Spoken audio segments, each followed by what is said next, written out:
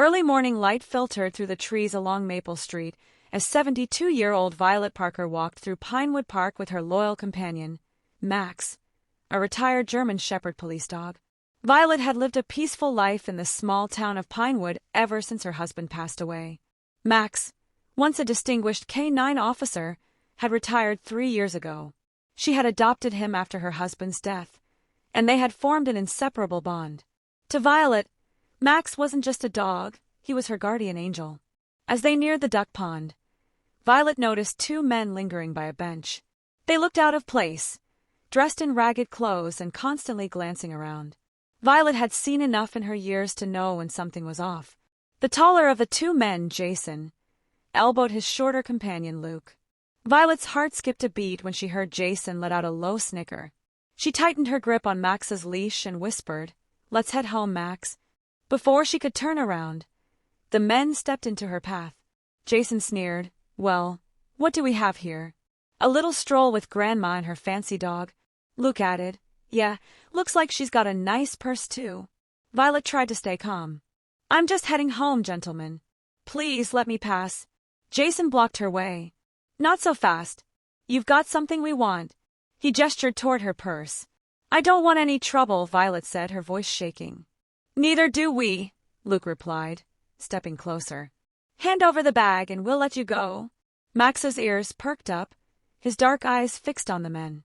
Violet could feel the tension in the leash. "Please," she said, voice more firm now. "I'm just an old woman. Let me go." But the men weren't listening. Jason lunged forward, grabbing her purse. Violet stumbled back in fear.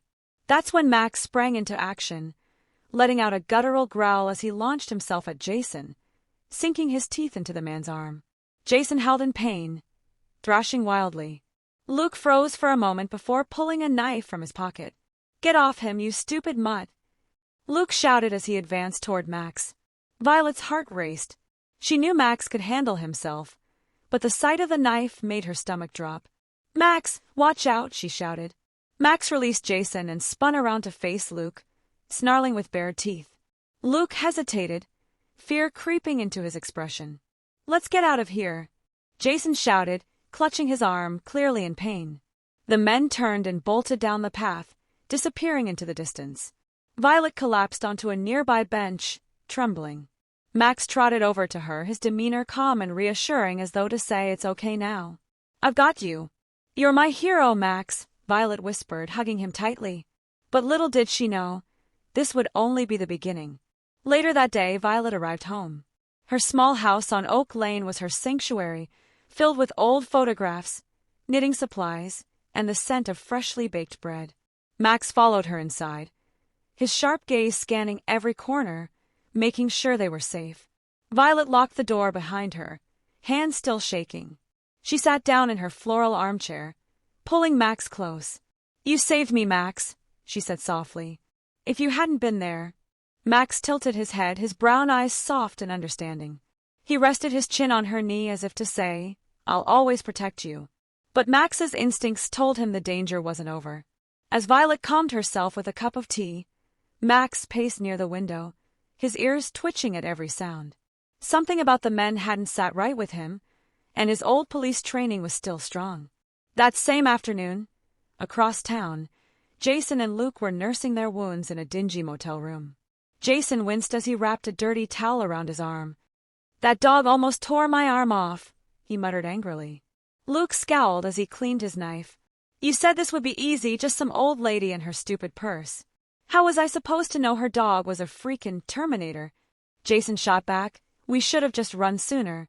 Luke slammed his knife down onto the table. "We're not done yet." Jason blinked at him. "What do you mean?" Luke leaned forward, eyes glinting with malice. "That dog embarrassed us. You want people laughing at us? We're hitting back tonight." Jason hesitated. "You're talking about breaking into her house?" Luke nodded. "That's right. We'll teach her a lesson and take whatever's valuable. It's not like she'll call the cops.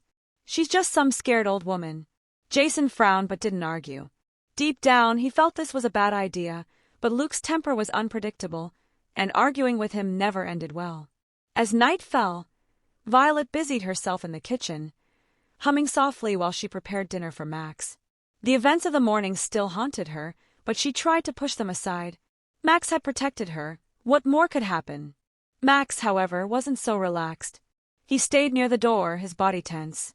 When Violet called him for dinner, he hesitated, eyes darting back toward the window. "Come on, Max," she coaxed. "Your favorite, chicken and rice." Max ate quickly, then returned to his post by the door. Violet chuckled softly. "You're such a worrier," she said. "No one's coming for us." You scared them off, but Max knew better. As the hours passed and the town grew quiet, he caught a familiar scent on the breeze. His body stiffened, his hackles rising. The men were near. Around midnight, Jason and Luke crept through the shadows toward Violet's house. Luke carried a crowbar, and Jason reluctantly agreed to be the lookout. "Keep quiet," Luke hissed as they approached the back door.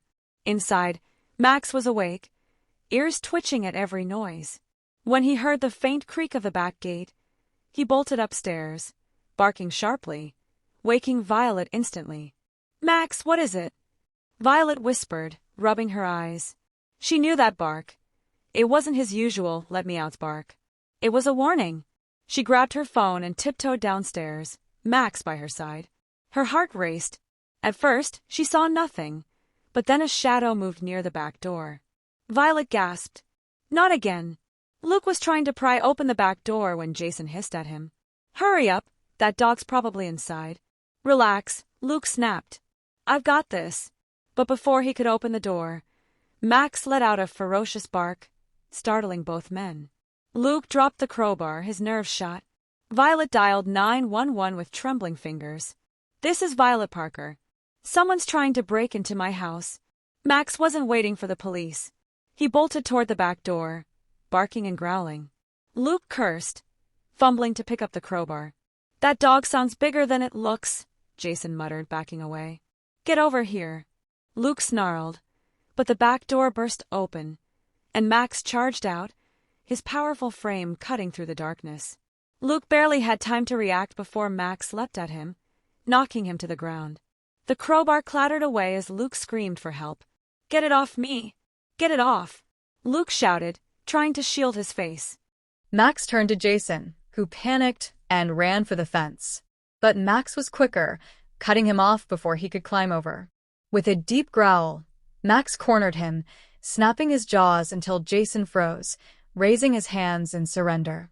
By the time the police arrived, both men were immobilized.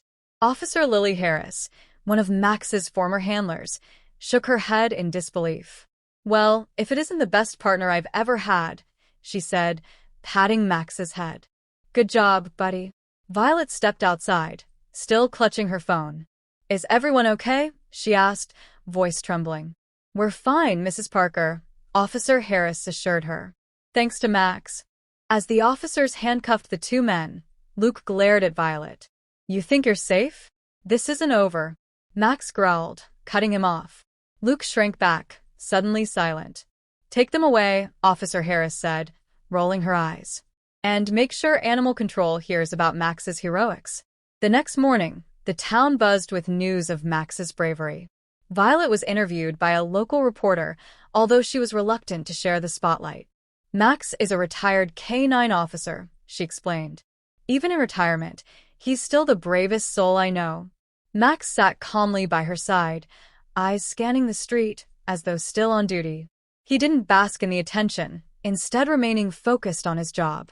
Back at the police station, Jason and Luke sat in holding cells, their fate sealed.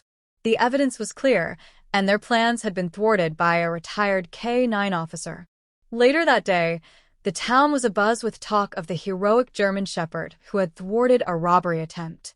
News reporters, neighbors, and even local children gathered outside Violet's house to catch a glimpse of Max, the dog who had saved her life. Violet, ever humble, simply smiled and petted Max as they stood on the front porch. She had never been one for the spotlight, but she could feel the gratitude of her neighbors, who praised her loyal companion. Max was more than just a pet. He was a guardian angel, and the community understood that now. As the crowd slowly dispersed, Violet stepped inside, closing the door behind her. She sat down at the kitchen table, sipping her cup of tea, with Max at her feet. The events of the morning had left her shaken, but now, in the quiet of her home, she felt a sense of calm wash over her. She had always been strong, but she knew that without Max, things could have ended differently. The following weeks were peaceful, and Violet returned to her routine. Every morning, she and Max took their walk through Pinewood Park. But despite the quiet, something gnawed at Violet. The encounter with Jason and Luke had been too close for comfort. She couldn't shake the feeling that the danger wasn't over. One afternoon, as she walked Max along the familiar path by the duck pond, her thoughts were interrupted when she saw a figure approaching them from the distance. It was a man, his face partially hidden by the brim of his baseball cap. Violet slowed her pace, instinctively pulling Max closer to her side. She wasn't afraid, but her instincts were on high alert. As the man came closer, she could see that he wasn't a local. His gait was stiff, and he walked with a strange purpose, his eyes scanning the surroundings as if looking for someone. Max's ears perked up, and Violet noticed the subtle tension in his body. The dog was on edge. "Can I help you?" Violet called out, her voice calm but firm. The man froze, his eyes darting toward her. There was a brief pause before he spoke. "I'm just passing through," he said, his voice rough. "I heard about the incident with the two men and the dog." Violet narrowed her eyes, studying him. "What about it?" The man took a hesitant step forward. "You don't think they were acting alone, do you? Jason and Luke, they were just the muscle. The real trouble is someone else?" Violet's heart skipped a beat. "What do you mean?" The man lowered his voice, glancing around before taking another step toward her. "There's a bigger operation happening in this town. They were just the tip of the iceberg. Someone's been watching you, Miss Parker. Watching your dog." Max growled softly, his posture becoming more aggressive as the man came closer. Violet took a step back, her eyes narrowing. "Who are you, and what do you know about this?" The man hesitated, then stepped back. "I'm no one you want to know. Just be careful. They won't stop." With that, he turned and disappeared into the trees, leaving Violet standing there, her pulse racing. That night, Violet couldn't shake the man's words from her mind. She hadn't told anyone about the encounter, unsure if it was just another one of the town's oddball rumors or something more. Max, on the other hand, seemed to sense the unease in the air. He stayed close to her, never straying far from her side, even as she went about her evening routine. Later, as Violet sat in her living room, sipping tea and reading a book, she heard a faint noise from the back of the house. Max immediately stood up, ears alert. He padded silently toward the back door, his body tense. Violet followed quietly, heart pounding. She reached for the phone and dialed 911, but before she could press call, the door handle rattled. Max barked fiercely, a sound that made Violet's skin crawl. She stepped back, just as the door burst open. A man stood in the doorway, his figure shadowed against the dim light outside. Violet didn't recognize him, but the look in his eyes was familiar, menacing. "Get away from my door," Violet shouted, her voice cracking with fear. The man didn't respond. Instead, he stepped forward, holding a crowbar in one hand and a gun in the other. He was tall, with a cruel smile playing on his lips. Max growled loudly, stepping in front of Violet, his hackles raised. "Not this time, old woman," the man sneered. "I've had enough of your dog. You shouldn't have crossed us." Violet's heart pounded in her chest as she realized that this wasn't just a random thief. This man was part of something bigger, part of whatever operation the stranger had warned her about. She glanced at Max, and in that moment, she knew what she had to do. "Max, stay close," she commanded. Max didn't hesitate. With a low growl, he lunged at the man, knocking the gun from his hand and the crowbar out of his grip. The man stumbled back in shock, but Max was relentless, his training kicking in as he pinned the man to the floor with sheer force. Violet moved quickly, picking up the phone and dialing 911 once again. The man struggled beneath Max, his breath coming in ragged gasps. You don't know what you're getting into," he snarled. "You think this is over? You think you're safe?" But Max didn't let up. keeping the man pinned with his powerful jaws. Violet stepped forward, fear now mingled with anger. "Who sent you?" she demanded, her voice steady despite the chaos. "Who's behind this?" The man's eyes narrowed, his lips curling into a sneer. "You'll find out soon enough, Grandma. But it won't matter. We'll be back." Before Violet could press him further, the sound of sirens echoed in the distance, growing louder with each passing second. Within moments, the police arrived, led by Officer Lily Harris. "Step away from him, Max," Officer Harris called, approaching carefully. Max released his grip, but stayed alert, his body still tense. Violet stepped forward, shaking but resolute. "That's the third person," Violet said quietly. "The third person trying to break into my house. And he said it wouldn't be over." Officer Harris frowned, kneeling beside the man, who was now handcuffed and panting. "We need to get him to the station. This is bigger than we thought. We'll find out who's behind this, Violet. I promise you." The days that followed were filled with tension. The police increased patrols around Pinewood, and Violet was careful to lock all her doors and windows at night. But Max was her constant protector, never far from her side. One afternoon, a few days later, Officer Harris paid Violet a visit. "We've got something," she said, her expression serious. "We've traced the operation back to a small-time criminal syndicate based out of the next county over. They've been recruiting local thugs for jobs like this, robberies, intimidation. But they've noticed you, Violet, and they've been targeting you because of Max." Violet frowned. "Because of Max?" Harris nodded. "Yes. He's a former K-9 officer. His reputation, combined with his training, makes him a target. These guys don't like being upstaged." Violet looked at Max, who was lying on the floor near the window, his eyes scanning the street. He was a silent guardian, but she knew now that his job wasn't finished. Not by a long shot. "I'll be ready," Violet said, her voice quiet but firm. "As long as Max is with me, I'll be ready."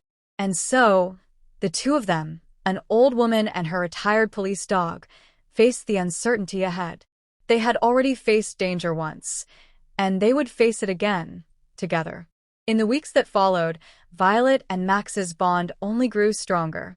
As the police continued their investigation, the criminal syndicate was slowly being dismantled, one member at a time.